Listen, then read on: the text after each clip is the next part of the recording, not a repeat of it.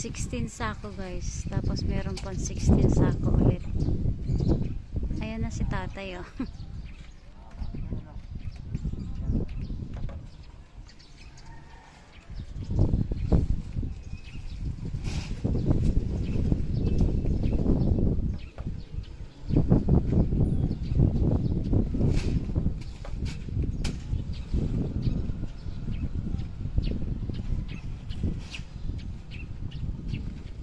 Dito sa ako lahat, kaya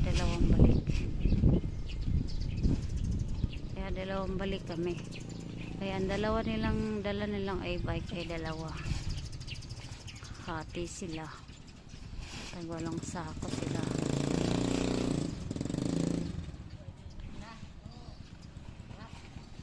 Ayan kay tatay sa likod ng tricycle.